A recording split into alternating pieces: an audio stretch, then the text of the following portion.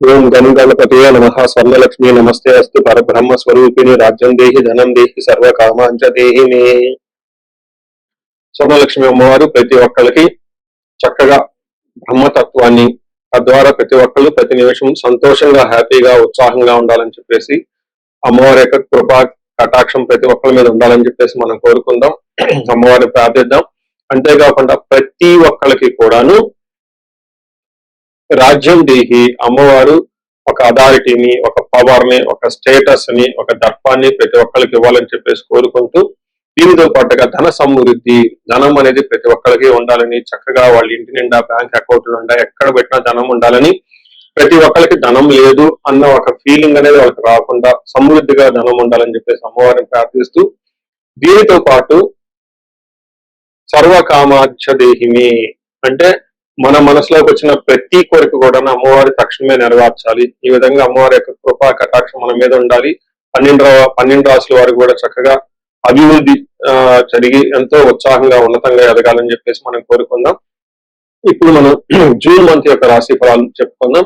June month రాశి ఫలాలు చెప్పుకుంటే, ఈ జూన్ మాసంలో మనకి 2-3 రకాల విశిష్టతలు ఉన్నాయండి, అవి తెలుసుకుందాం. ఫస్ట్, ఈ జూన్ మంత్ మనకి అధిక జ్యేష్ఠ మాస పౌర్ణమితో స్టార్ట్ అయ్యి నిజ జ్యేష్ఠ మాసం పౌర్ణమితో ఎండ్ అయిపోతుందని మీరు గమనించాలి.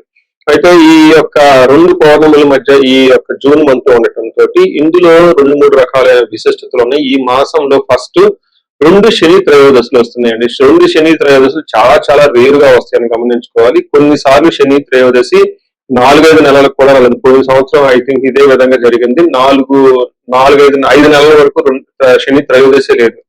చాలా మంది పూజలు చేసుకోవాలన్నా కానీ, శనికి సంబంధించిన ఏమైనా పరిహారాలు చేసుకోవడానికి శని త్రయోదశి చాలా బెస్ట్ ది. అలాంటిది శని త్రయోదశులు 2 వస్తున్నాయని గమనించుకోవాలి.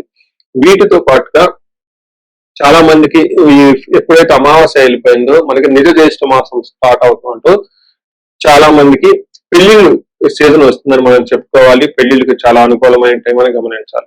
ఇంకొక ముఖ్యమైన విషయము, లాస్ట్ అంటే జూన్ ఎండ్ లో మనకి ఏరువాక పున్నమి అని వస్తుంటుంది. ఇది రైతులకు ప్రత్యేకంగా చాలా చాలా ముఖ్యమైన రోజు. ఆ రోజున అందరూ అర్కలు కట్టుకుంటారు. ఎద్దులకి చక్కగా మనకేమంటారు అలంకరణ చేసుకొని గుడి చుట్టూ తిరుక్కొని అక్కడ నుంచి అరక కట్టుకొని ఊళ్ళల్లోకి వెళ్ళిపోయేసి పొలం దున్నటం స్టార్ట్ చేస్తారని గమనించాలి. సో ఇది కూడా ఇప్పటికీ కూడా ఇది మనకి ఎప్పటి నుంచో ఉన్న ఒక సనాతన ధర్మంలో భాగంగా ఎద్దులను పూజ చేయటం, వాటిని మందీశ్వరులుగా భావించుకోవటం, గుడి చుట్టూ 3 రౌండ్లు తిప్పుకోవటం, భజనలు పెట్టుకోవటం, దండారా వేయటం, ఈ పనులను చేస్తూ ఉంటారు. ఒక ఉత్సాహంగా టోటల్ విలేజెస్ కూడా చాలా చక్కటి వాతావరణంలో ఇవన్నీ జరుపుకుంటూ ఉంటారని గమనించాలి. సో ఇది ఈ జూన్ మంత్ లో ఉన్న యొక్క విశిష్టతలు, ముఖ్యమైన పండగలు, అలానే ముఖ్యమైన ఇంపార్టెంట్ డేట్లను మనం చెప్పుకున్నాం. ఇప్పుడు ఇంకొకటి చెప్పుకోబోతున్నాం, అది జ్యోతిష శాస్త్రం ప్రకారంగా గ్రహాల గురించి. జూన్ మాసంలో 5 గ్రహాలు మారుతూ ఉన్నాయండి. 28వ తారీఖున అంటే నెల బిగిన అవ్వక ముందే బుధుడు మారుతూ ఉన్నారు. వీళ్ళతో పాటు శుక్రుడు, కుజుడు, సూర్యుడితో మారుతూ ఉన్నారు జూన్ మాసంలో. ఇంకా ముఖ్యమైనది సంవత్సరానికి ఒక్కసారి మారే గ్రహం ఏంటంటే గురువు మారుతూ ఉన్నారు. ఈ గురువు జూన్ 2వ తారీఖున మారుతూ ఉన్నారు. అంటే మనం జూన్ మంత్ లో 5 గ్రహాల యొక్క ప్రభావం ఎలా ఉండబోతుంది అనేది మనం చెప్పుకుంటూ ఉన్నాం అన్నమాట. సో కర్కాటక రాశి వాళ్ళకి జూన్ మంత్ లో కొంచెం మిక్స్డ్ గా ఉండే అవకాశం ఎక్కువగా ఉంటుందని గమనించాలి. కొన్ని విషయాలు చాలా స్ట్రాంగ్ గా ఉంటుంది, కొన్ని విషయాల్లో కొంచెం నిదానంగా మీకు ఫలితాలు వచ్చే అవకాశం ఉంటుంది.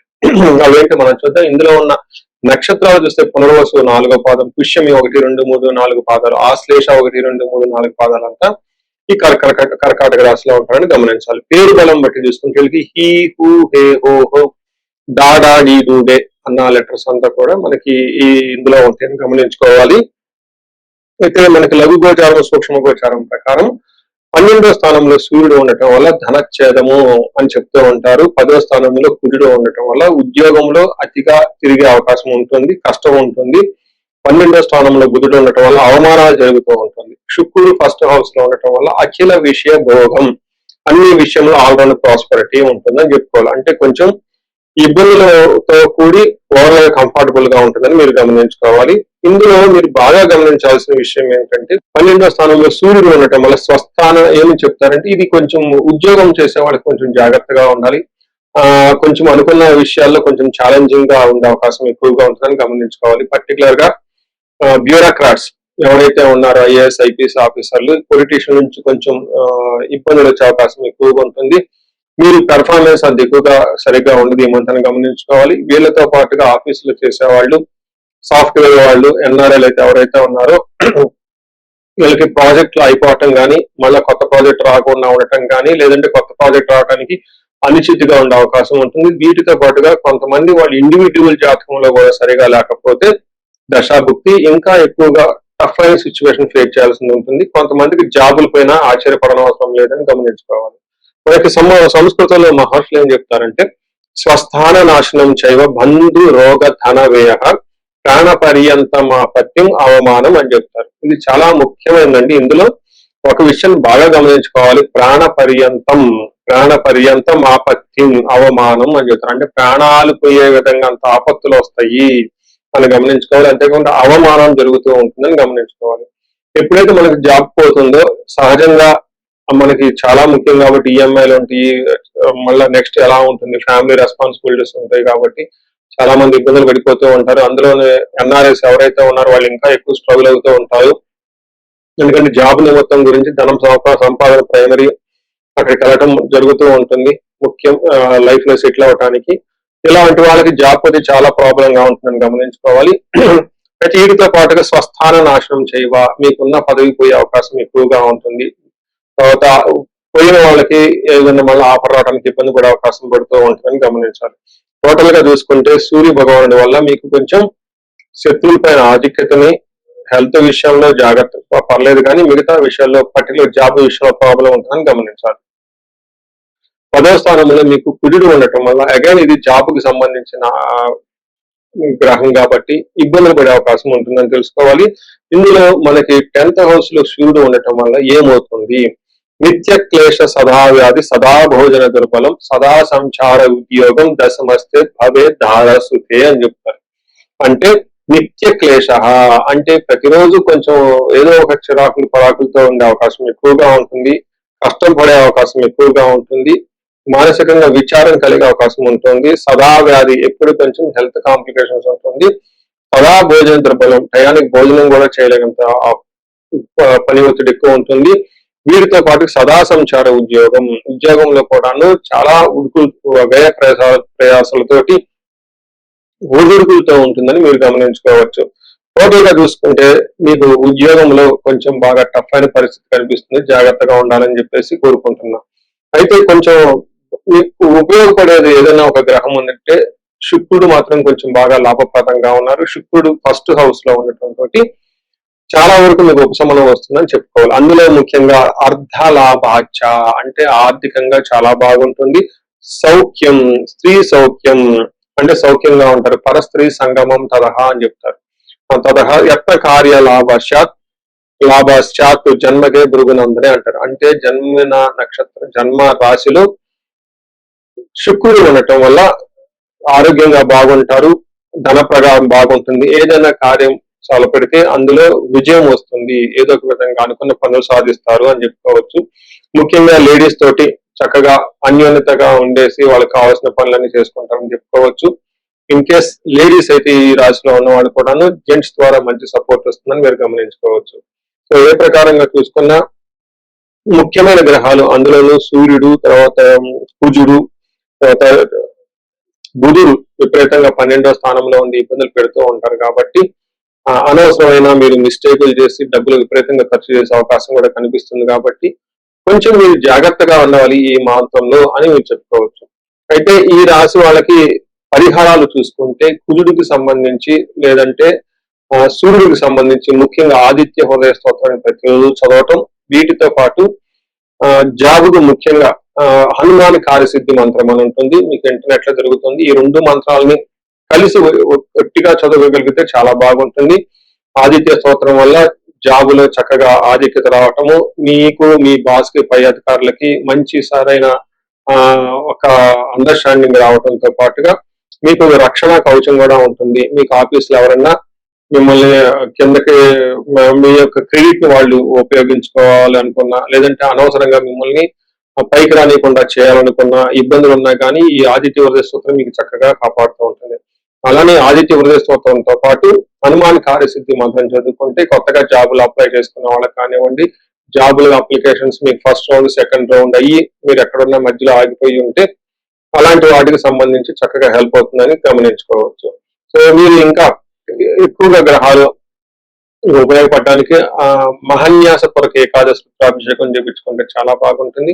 అలాగే కుజుడికి సూర్యుడికి రెండు చిన్న గ్రహాలు మంత్రాలు చాలా చిన్నగా ఉంటాయి కాబట్టి సంపూర్ణ శాంతి పూజలు చేపించుకున్నా కానీ చక్కగా మీకు చక్కగా కలిసి వస్తుందని చెప్పుకోవాలి. మనం ఇప్పుడు రెమెడీస్ చూసుకుంటే ముఖ్యంగా నేను అందరికీ సలహా ఇచ్చేది ఏంటంటే మీ వయసు కనుక 35 to 45 ఉండి ఎక్కడ లైఫ్ లో మీరు ఆగిపోయారు, ఇప్పుడు దాకా గ్రోత్ ఉంది, చక్కగా ఒక మేనేజర్ పొజిషన్ లో ఉండి ఉన్నతంగా ఉంది, కానీ లైఫ్ ఇప్పుడు అనేది మీకు ఛాలెంజింగ్ గా ఉంది. దీన్ని మనం జనరల్ గా మిడ్ లైఫ్ క్రైసిస్ అని చెప్తూ ఉంటారు చాలా మంది. బట్ జ్యోతిష శాస్త్రంలో మిడ్ లైఫ్ క్రైసిస్ ఎందుకు వస్తుంది అనేది చాలా చక్కగా వివరించడం జరిగింది. ఆ టైంలో మీకు శాపాలు అనేవి యాక్టివేట్ అవుతూ ఉంటుంది. ఆ టైంలో మీకు గ్రహ దోషాలు అని ఈ గ్రహ దోషాలు కూడా మీకు యాక్టివేట్ అవుతూ ఉంటాయి. ఇది ఒక్కసారి మీరు ఇన్ కేసు మీ ఏజ్ కనుక అలా ఉండి అప్పటిదాకా బాగుండి మధ్యలో మేము లైఫ్ లో స్ట్రక్ అయిపోయాము, గ్రోత్ లేదు, డైరెక్షన్ లేదు, సరిగా ఇంప్రూవ్మెంట్ లేదు, రిలేషన్షిప్స్ లో ప్రాబ్లమ్స్ వస్తూ ఉన్నాయి, ఎలా వెళ్ళాలో కన్ఫ్యూజన్ లో ఉన్నారు అనుకున్నప్పుడు ఖచ్చితంగా ఒకసారి జ్యోతిష శాస్త్రంలో మీ ఇండివిడ్యువల్ హారోస్కోప్ చూపించుకోండి. అందులో టోటల్ శాపాలు ఏమైనా ఉన్నాయో స్కాన్ చేసుకుని అవి ఇప్పుడు యాక్టివ్ గా ఏమైనా ఉన్నాయో తెలుసుకోవడం చాలా చాలా ముఖ్యం. ఇప్పుడు దాకా మనం చెప్పుకున్న ఈ గోచార ఫలితాలు మీకు 30-40% మాత్రమే ఎఫెక్ట్ అవుతాయి. 100% మీ జాతకం కరెక్ట్ గా ఎలా ఉందని తెలుసుకోవడానికి ఇండివిడ్యువల్ జాతకం చూపించుకోవడానికి చాలా ఇంపార్టెంట్. అందులో ఉన్న దశలు ఎలా ఉన్నాయి, భుక్తులు ఎలా ఉన్నాయి చూసుకొని చక్కగా పరిష్కారాలు చేసుకొని పరిహారాలు చేసుకుంటే లైఫ్ అనేది 10 రెట్లు ముందెళ్ళే అవకాశం ఎక్కువగా ఉంటుంది. చాలా మందికి ధనానికి ఇబ్బంది పడిపోతూ ఉంటారు. అప్పటిదాకా ధనం ఫ్లో ఉంటుంది, సడన్ గా ధనం ఫ్లో ఆగిపోయి ఉంటుంది. వాళ్ళు స్వర్ణలక్ష్మి విశేష హోమం చేపించుకోవటం, కుబేర పాశుపతం చేపించుకోవటం చాలా ముఖ్యం.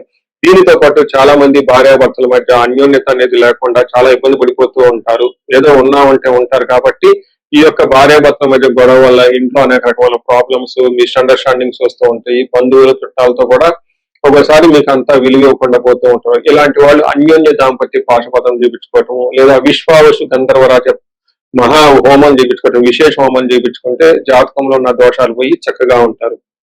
ఇవి కాకుండా ప్రతి ఒక్కరికి ఈ మధ్య అమెరికాలో ఉంటూ ఉంటారు, లేదంటే ఎన్ఆర్ఐ చాలా మంది ఉంటారు. చాలా డైలమా ఉంటుంది, ఏ కెరీర్ లో వెళ్తే బాగుంటుంది, ఇండియాలో ఉంటే బెటర్ గా ఉంటుందా, లేదంటే ఇండియా నుంచి ఫారిన్ వెళ్తే బాగుంటుందా, ఫారిన్ సెటిల్మెంట్ యోగం ఉంది, అసలు ఫారిన్ లో ఎంత కాలం ఉంటాం, ఇలాంటి విషయాలు చాలా మంది ఈ వీసాల గురించి, గ్రీన్ కార్డుల గురించి, లేదంటే ఎంఎస్ చేయాలనుకున్న వాళ్ళకి చాలా కన్ఫ్యూజన్ లో ఉంటారు.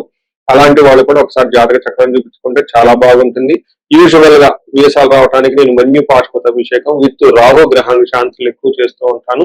ఇలా రాహువుకి సంబంధించి మన్యు పాశుపతం చేస్తే వీటితో పాటు లక్ష్మీ గణపతి జపము ఎక్కువ ఇలా స్వర్ణలక్ష్మి జపం చేసుకుంటూ ఉంటే ఇక్కడ ఫారిన్ లో ఈ వీసా ప్రాసెసింగ్ లేదంటే ఈ డాక్యుమెంటేషన్ వర్క్ కదా చాలా చక్కగా ఫాస్ట్ గా ఎలాంటి ఆటంకాలు లేకుండా అయ్యే అవకాశం ఉంటుంది.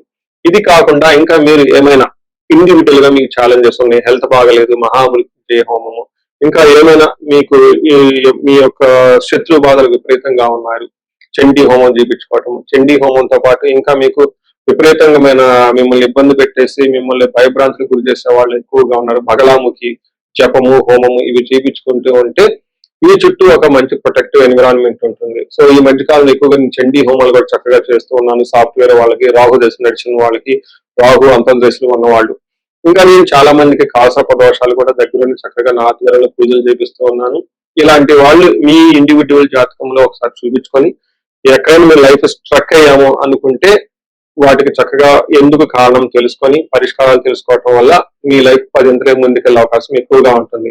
మీ అందరికి అష్టలక్ష్మి కృప కలగాలని, అలానే అష్టైశ్వర్యాలు భోగభాగ్యాలు కలగాలని చెప్పేసి నేను కోరుకుంటున్నాను. నమస్తే.